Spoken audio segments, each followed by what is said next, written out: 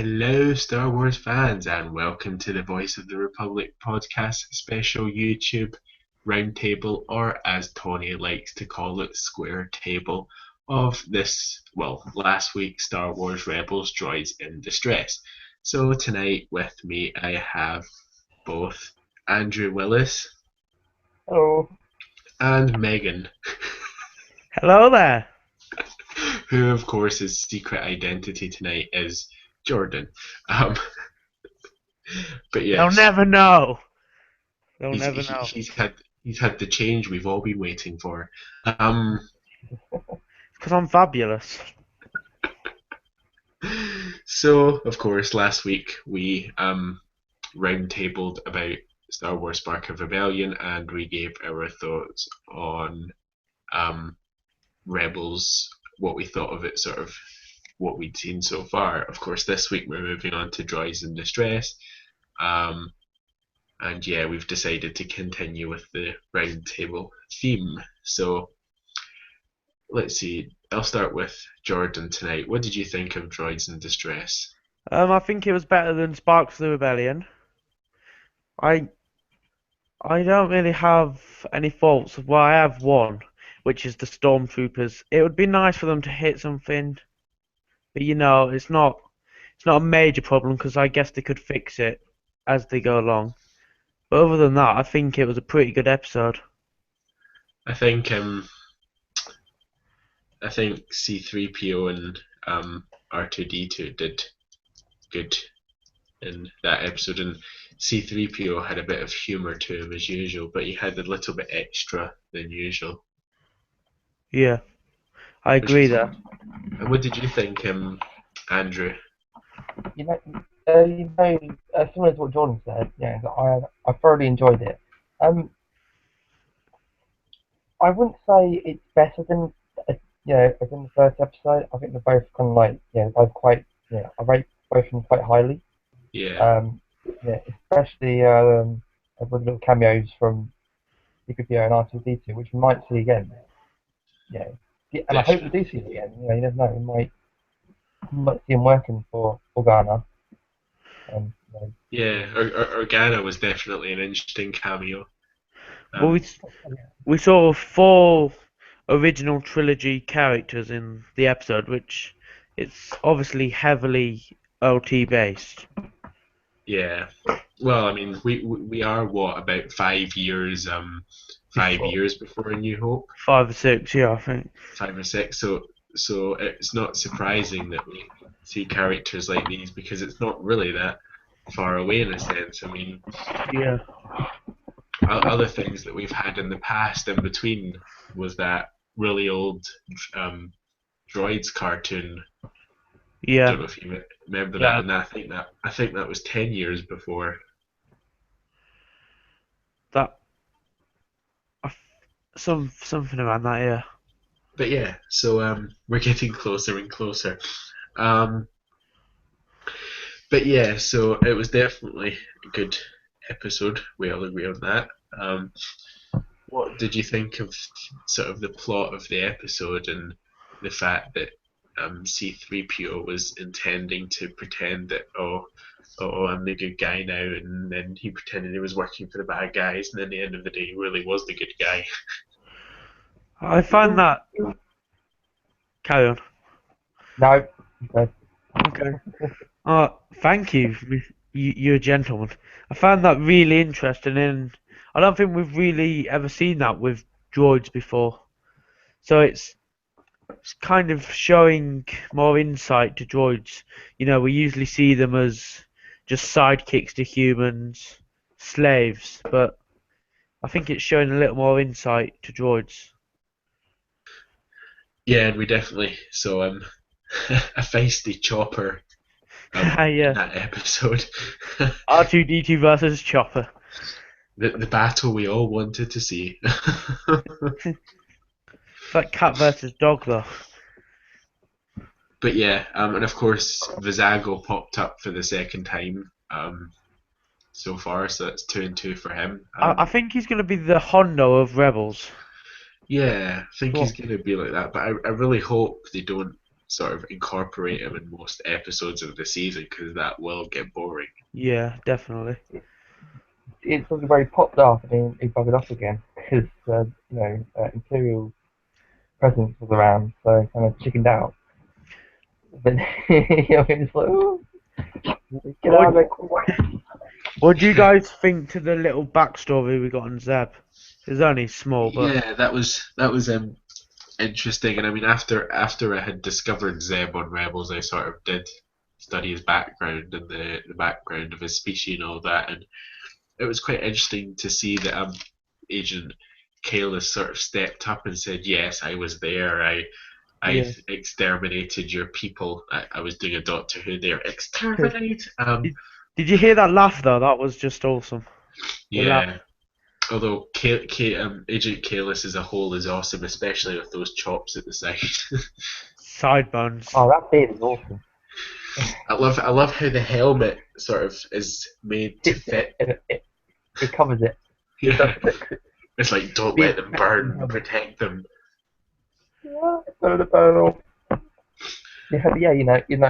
I liked what you said about something on the lines of I wrote this from one of your elders kind of thing, and welding the actual weapon of the elders was pretty cool, and obviously the fight scene was pretty cool as well. And Yeah. Zeb has a lot of history with the disruptors, the gun. Yeah, I found the backstory of the disruptors a bit interesting. That they were being transported for the Empire, even though they were weapons that were banned by the Empire. Yeah, which was quite.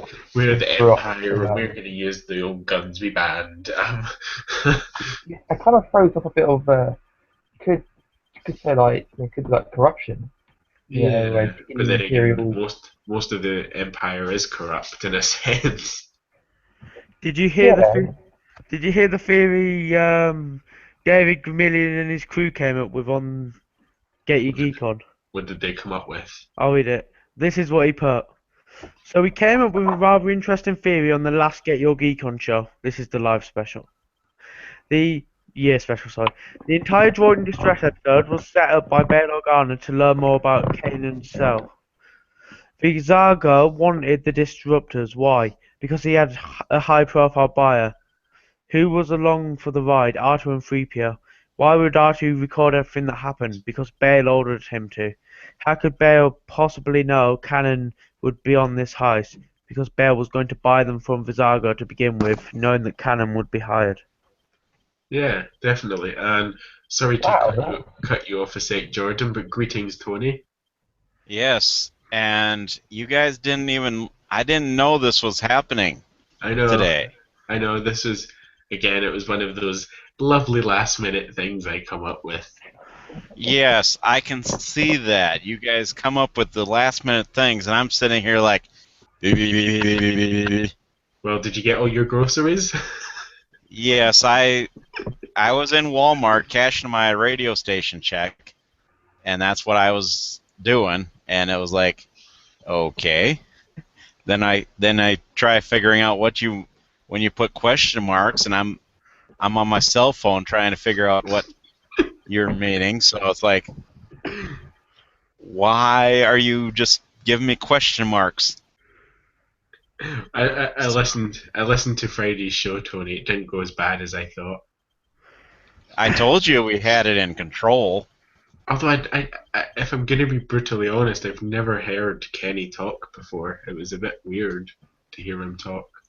See, we did something different and it worked. I'm glad you got John Mack on. Yeah, we got him on. We got everybody else on that called in. So, but yeah, it was fun. So, Tony, I've asked my other lovely two co-hosts, Andrew and Megan.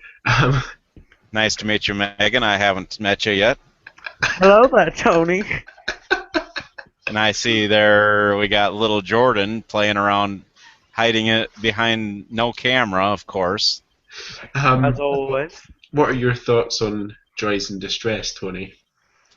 It was pretty decent. I was kind of disappointed that 3PO wasn't actually on anything. I mean, or his actual drawing and stuff wasn't as good as it could have been. No, I think it's better than the Clone Wars one. well, yeah, that silver leg was quite interesting.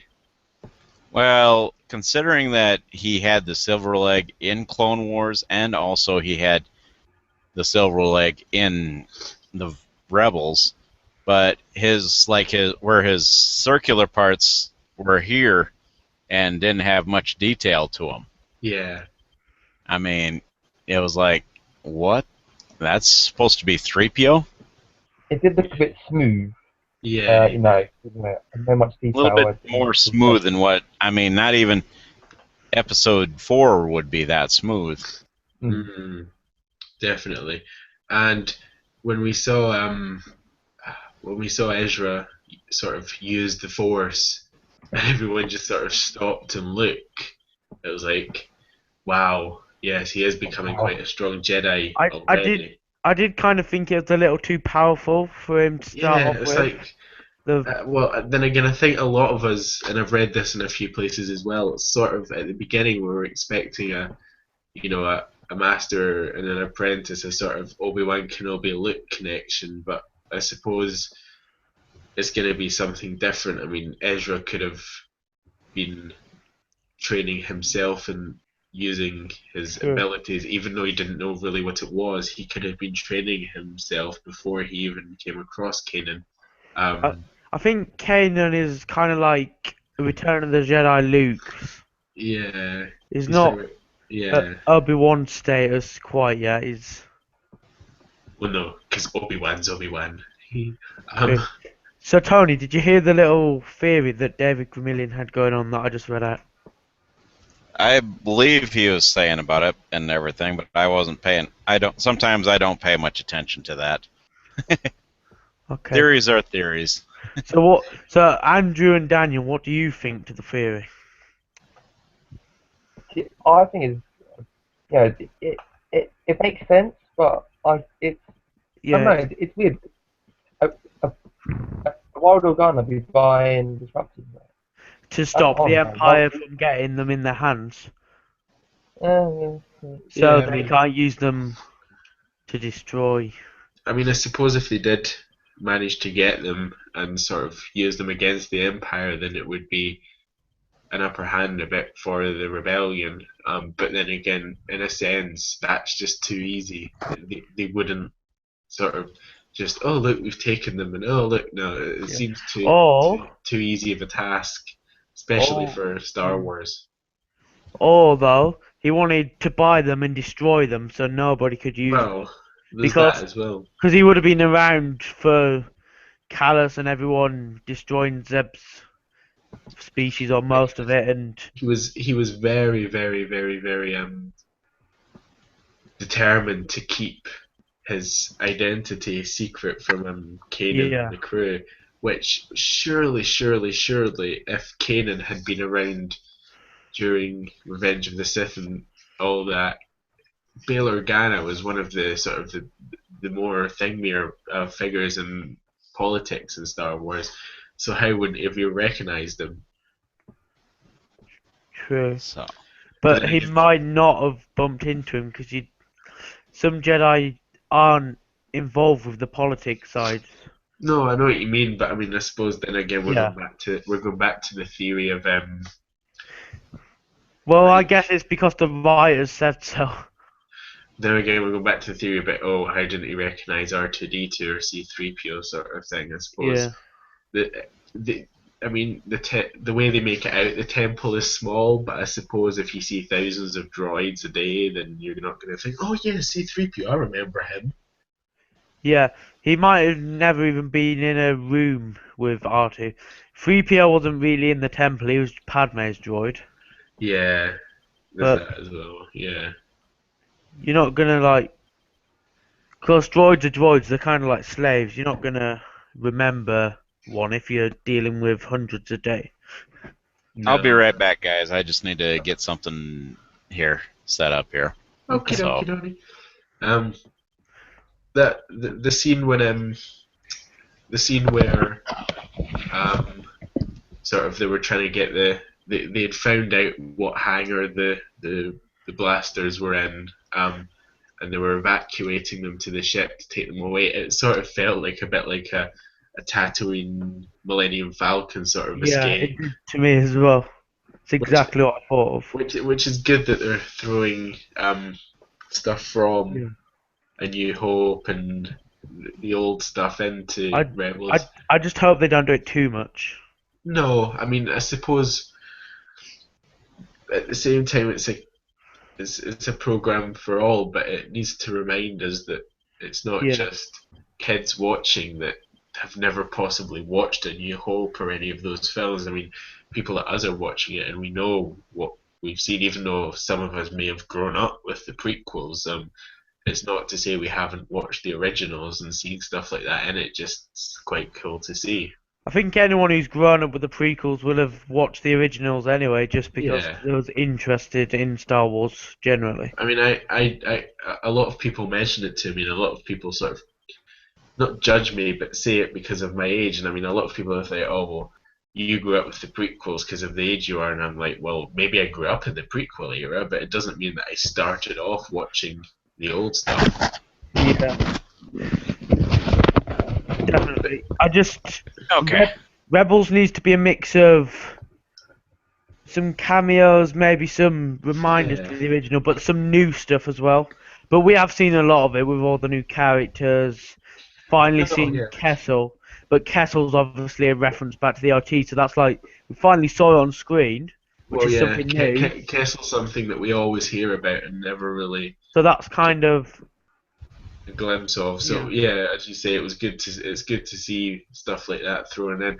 And I mean, it's sort of going away from Rebels a second, but I mean, it's going to be the same when we get episode 7, 8, 9. We're going to have stuff from what's called the Legends now thrown in there, and oh definitely, stuff that's happened in the past. I mean, they're saying, oh, well, stuff that happens in Rebels can affect episode yeah, 7. We're going to have stuff that we already know thrown in there, yeah. references. Like look at the Phantom Menace, and it has lots of OT aspects. It say you've gone to see the Phantom Menace in cinemas. You've never seen Return of the Sith and Attack of the Clones. So there's Tatooine that you've seen in the OT before, R2D2 and C3PO, Obi-Wan Kenobi, and Anakin Skywalker, which you obviously know because Yeah. it says Anakin in the OT. So there's, I think throughout Star Wars history, wherever you go, there's little references to other Oh, segments of. yeah, definitely. I mean, you're always going to have the references. In a sense, that's what keeps it alive. I mean, if you just never referenced anything in any of the movies, it would just be like, oh. But Yeah. I mean, there's always going to be references. And I mean, when I saw that bit where they were taking the blasters away and leaving sort of the spaceport, it's like, oh, look, yes, that looks like Tatooine Millennium Falcon leaving, being attacked sort of by stormtroopers, even though. Even though Chewbacca didn't run up like Zeb and just punch all the stormtroopers. Although it would have been cool if he did, you got to admit. I did like it when Zeb, when like knocking some people's heads together was quite an awesome watch. That was, Yeah. knocking heads Although together. I wondered how the stormtroopers couldn't get a clear shot. There was like 10 of them, and he just clumsily runs up, smacks two's head together, like, and the others didn't even really hit him. And there was like, Jordan, do we have to put you through school again? Stormtroopers can aim. Well, it can, but it's in all. they can in the original trilogy. Yeah, they can. People take so much piss out of the stormtroopers, but they can aim. Um, It depends where you are. Like in the original trilogy, they actually shoot quite a lot, but mind you, we're only 3 episodes in, so I shouldn't be judging this just no, I yet. mean we've already seen tons of clips of stuff that obviously haven't appeared so far. And I mean, as you say, we're 3 episodes in, so we've got tons to come still. But I mean, we've seen tons of Yeah. trailer clips and stuff that, of course, is going to be future stuff in this first season. And I mean, what we've seen is so far. I mean, the clips of her and Sabine that were in that abandoned hangar. When I saw the clone trooper, I'm just randomly pointing at my vehicles. When I saw the clone trooper vehicles and transports, I was like, yes, look, something left from what was the war and the Yeah. Clone Wars. At least they haven't just completely blanked out what happened in the history. It was like, oh no. Yeah. The thing I love is looking at Kalos and how good of a villain he is and knowing he's not the main villain. 'Cause you've got Kalos, the Inquisitor, some ranks in between. You've got Tarkin, who's a villain. You've got Vader. You've got Sidious. You've got all these different villains, and he's Yeah. pretty much at the bottom end, but he's still really evil. But I mean, even within the Empire, I mean, you think about it, you can't, even though there's so many higher ranks like Sidious and Tarkin and Vader and all that, even the lower guys have to be ruthless and aggressive and sort of Yeah. dark. They can't be soft. I mean, just look at the two Imperial officers we saw in the first episode, and I can't remember the name of the planet now. Lawful. That's No. it, Lawful. Yeah, Lawful. That's it. They were, even though they were probably really lowly ranked, it was like Taskmaster. What's his name? Taskmaster Miles Grint and the other guy. I mean, they were quite like very tough, even though they were probably very lowly ranked. Yeah, I'm just really look forward to seeing the Inquisitor in action because from what we see from that clip, he kicks Kanan's ass. So that should be fun to watch. Before I just talk everyone to death, what do you guys think about this thing that came out a few days ago? Well, I only read it a few days ago about there being a sort of a Spark of Rebellion reboot with Darth Vader. I thought that it's really think about all the people who have bought the DVD. It's just unfair to them. They bought the DVD That's for middle finger to the people that bought a DVD. Really. yeah. It's cost them, I don't know, 20, 15 quid, and they find out that there's this deleted Darth Vader scene, not deleted, sorry, unknown. It's not on their DVD, and they'll have to buy it again just to get it. It's a bit, I don't know. It's a bit of a piss take, really.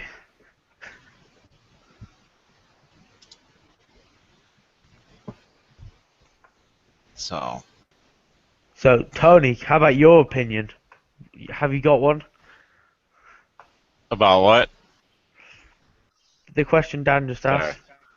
asked. What do you? Sorry, I was kind of. If you read it, what do you think of the Spark of the Rebellion reboot with the Darth Vader scene added in? ABC. I guess it's okay, but I mean, there's going to be people who bought the DVD now that's going to be like, Well, why are they doing this to me now?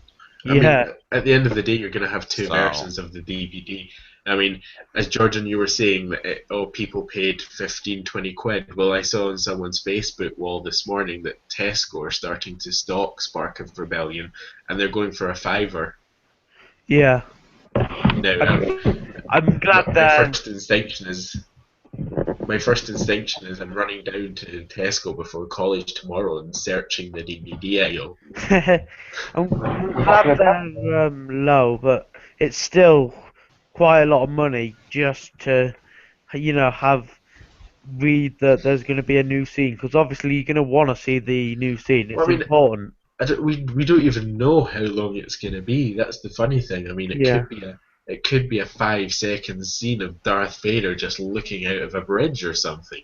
Yeah, but if it's added, it's got to have a purpose. No, well, Darth Vader's quite high up in the Empire. I think that's a big enough purpose. Or is it just going to be Maybe Darth Vader dancing? watching-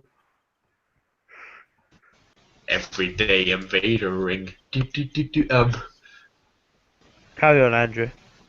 Or he could be watching. Yeah, the, Dan's always Vadering. He, You know, I Vader could be watching the conversation between the Inquisitor and Agent Callus. Yeah, about the Rebel cell and about Again, the being different. I've said this before, and I'll say this 100 times again. I really think they have introduced the Inquisitor far too early in the show. I would have much have rather seen a build up of Agent Callus sort of, okay, he's discovered the Jedi, he's trying to deal with it, he's realizing it's not working, so he tries maybe another tactic, and then he realizes that no, we have to bring in the big guns. So then he contacts the Inquisitor instead of in the first episode. He's like, "Oh, I did the Inquisitor. I can't do this by myself." I would have too, but at least in Droids in Distress, he had another go at it. Well, okay, yeah, I know what you mean, but maybe he had a go of it in the first episode. He has a go with it in the second episode. Maybe he tries a different tactic in the third episode, and then on the fourth episode, he contacts Yeah. the Inquisitor and gets the Inquisitor in instead of not first episode. I'm gonna call the Inquisitor. Yeah. Second episode, I'm gonna see if I can do something. No, oh well. Goodbye, everyone. Yeah. Well, technically, the first episode was technically 2 episodes. Technically. No, okay. So, Sorry, in theory, The thing I like about Callus though is he's a villain who goes out with his men and actually battles with them. yes, that's He something doesn't- we don't see. Yeah.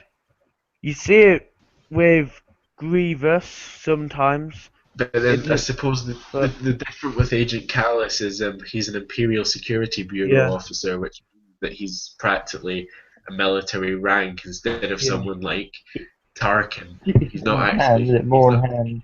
He's Yeah, not but- actually an admiral or an officer inside Yeah. a bridge. He's actually someone who's going to go down to the ground, and even if he doesn't fight first-handed at first, Yeah. he's there to, as we saw, have a battle against Zeb. Yeah. Because like most villains we see they'll stand back and command people to do their dirty work. Like Yeah. Sidious, for example. You never Oh. really see him do much. You know, he fights a couple Jedi in Return of the Sith, but like Vader kills all the Jedi and the clone troopers, and yeah, he does pull off the plan, but he has a lot of other people who will do his dirty work for him. But again, it's unfair to compare Sidious as he's like the leader. Sidious is although I love his new name. Sidious's sheep. Oh, I present to you sheep Did you- Sidious. did you hear about that, Tony?